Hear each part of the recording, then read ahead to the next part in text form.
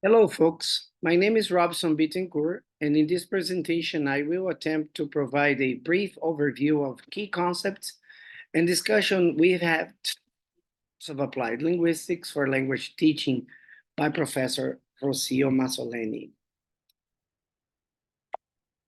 One important question we addressed in that course is why we study applied linguistics.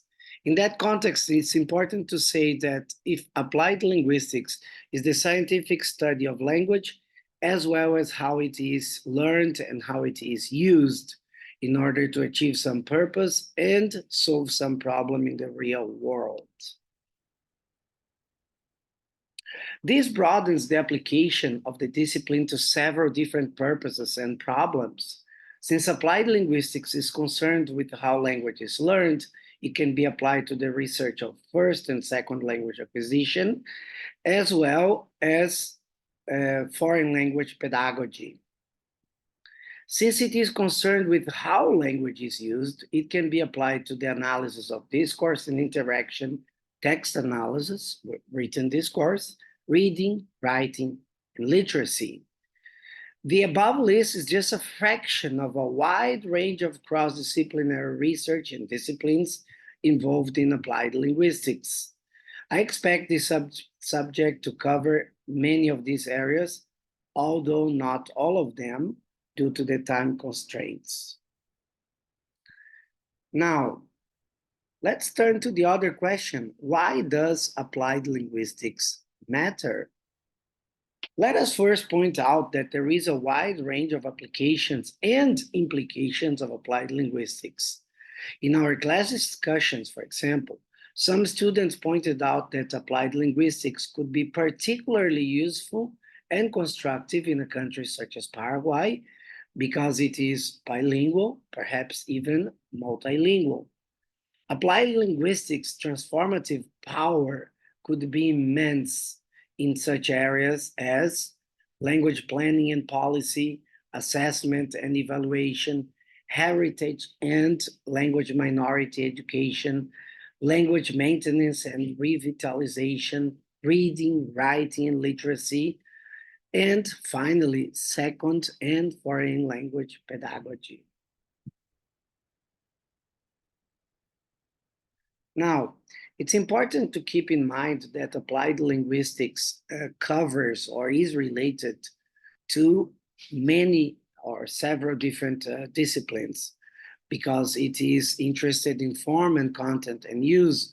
Then in the case of form, applied linguistics will learn or get informed by studies and research in phonology, morphology, and syntax.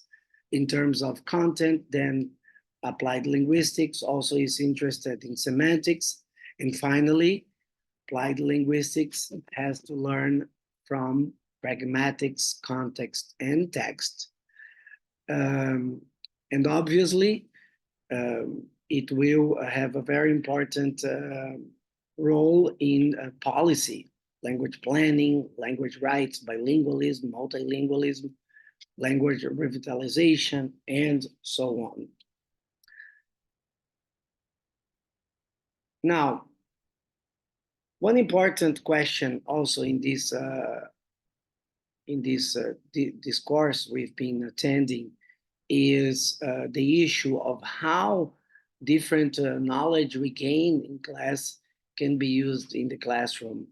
One of the first topics that we discussed in more details, that we went deeper into, was phonetics and phonology.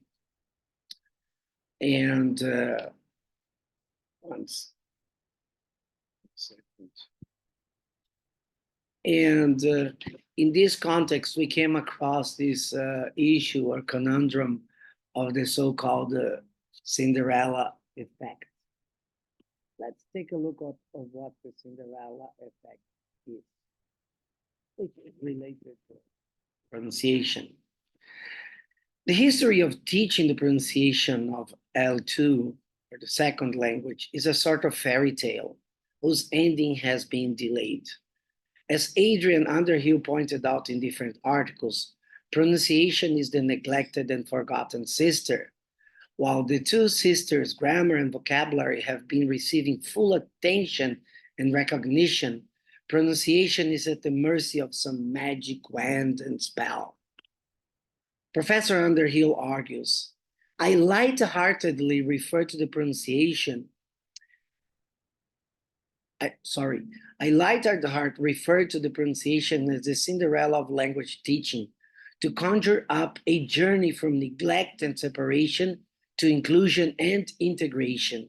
Because my experience is that we explore the two problems and develop solutions, something remarkable can happen in terms of engagement for learners, impact across the whole of language learning, and the feeling of enjoyable, doable progress.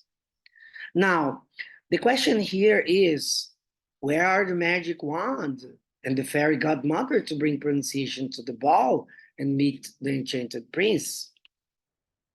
Although it might be exaggerated to say so, perhaps Professor Underhill is precisely offering the carriage, and he does not want to wait for midnight. It is high time that pronunciation takes its rightful place in this party, alongside grammar, pronunciation, and several other damsels, such as context, text, and so on. One of the magic approaches to pronunciation is the one that focuses on its physicality. Where are the sounds of language articulated? How can learners produce them? It should not be as hard as a task as it is often claimed to be. There are only 44 sounds in British English, and these all fit on one sheet of paper. With pronunciation, there isn't even a page two. Yes, these 44 sounds meet and connect in different ways and can be more or less energized, and there are regional differences as well, and so on. But still, in the end, there are only 44 of them, which is enough for all the speaking of all the people in that language variety. So why do we make such heavy weather about it? Says Professor Underhill. Why do we let it become so complicated, mysterious, and invisible that most teachers are scared of it, and their learners soon contract that fear by contagion? This is the magic wand of pronunciation, folks. The physicality of its phonemes. As Adrian Underhill argues, this will have an impact across the whole of language learning and the feeling of enjoyable, doable progress. Now, what about the lost shoes? I personally believe that it depends on an integrated approach to language instruction. Teachers should be focusing not just on sounds, but also on rhythm, stress, and intonation. And this will bring the neglected sister, pronunciation, to the center of attention. Now, the fairy tale has been uncovered and briefly explained. There is still a central challenge that needs to be faced. How do we turn this into teaching practices? Here, I prefer to focus on our local issues. Many of us in these programs, the master's thesis at the Instituto Superior en Lenguas, are not native speakers themselves. We have our own difficulties. I suppose training in phonetics and phonology, as well as a practical training such as Adrian Underhill's, can be very helpful. Moreover, even if we master a certain dialect or accent of English very well, we still need to deal with our students' backgrounds and how the phonological system of their native tongues interfere with the learning process. Perhaps we should try to tap into that system carefully and wisely in order to teach them a new one. What I mean is that the phonological system of their native tongues should not be neglected. It is a linguistic treasure. Once we are aware of its sounds and articulation, it could be tapped into in order to guide us on how we learn the phonological system of English.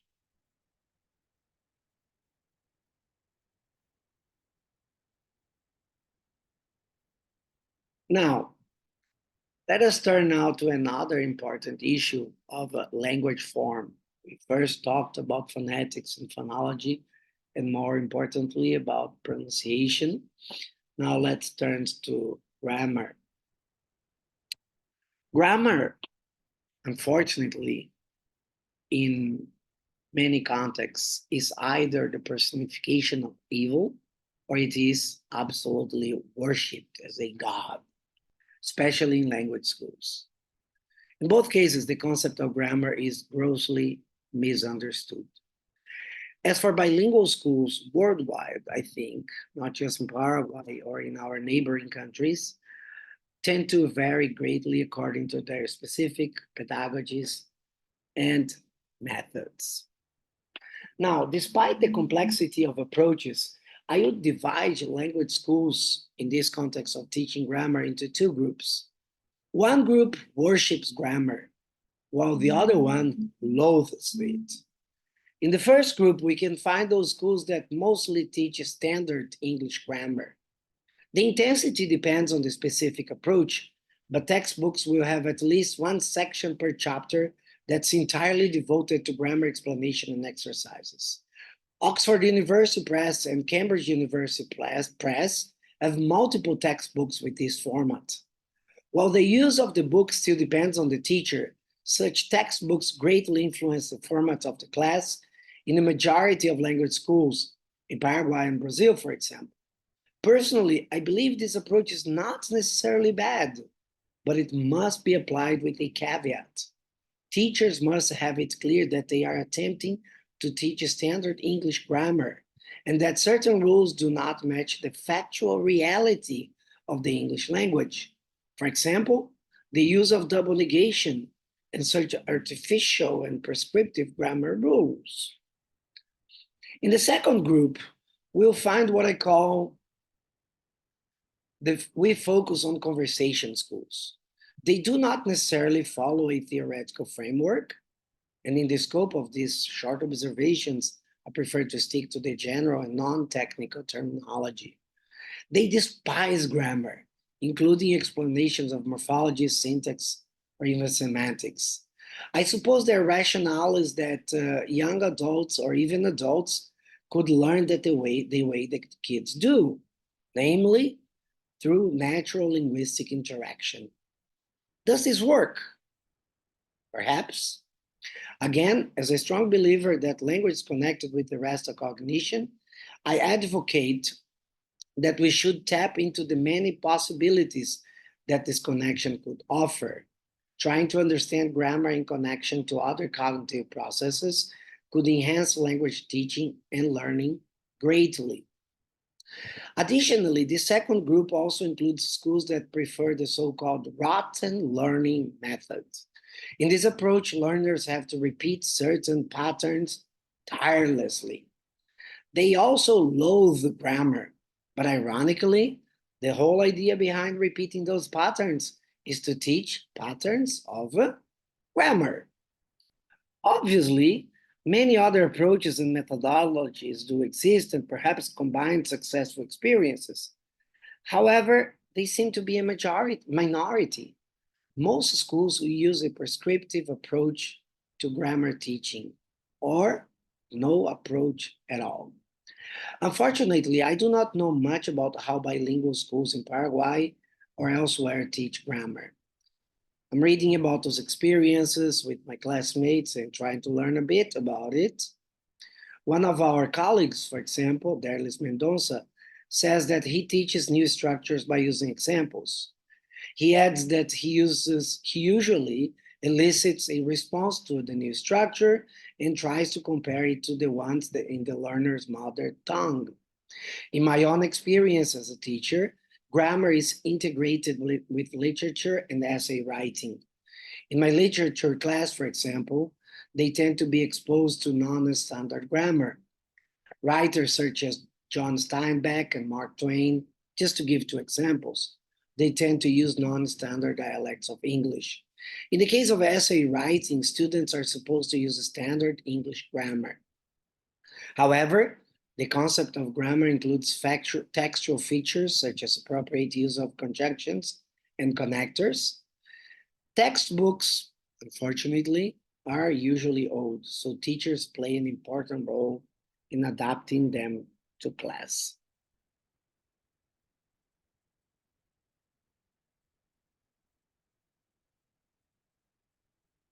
Now, let's turn to one last issue we have been discussing in this class, corpus linguistics.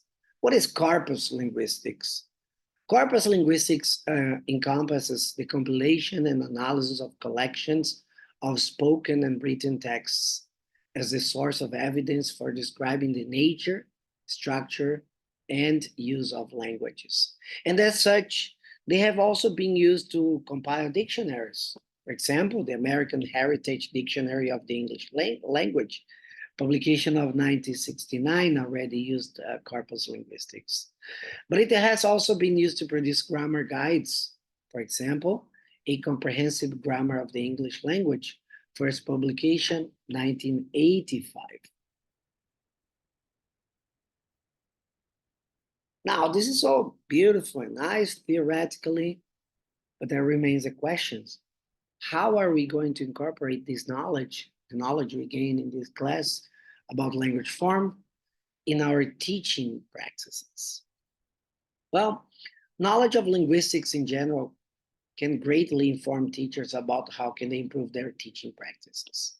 Language form, phonology, morphology, and syntax, and semantics, we could say, are the backbone of language. English classes will greatly benefit from phonology, morphology, syntax, and semantics. We may use our knowledge of phonology to develop improved techniques to teach pronunciation. For example, we could teach more properly how sounds are articulated.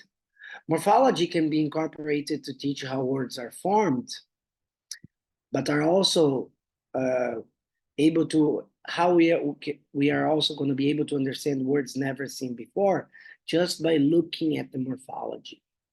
As for syntax, we can benefit from its knowledge to better teach how sentence structures work.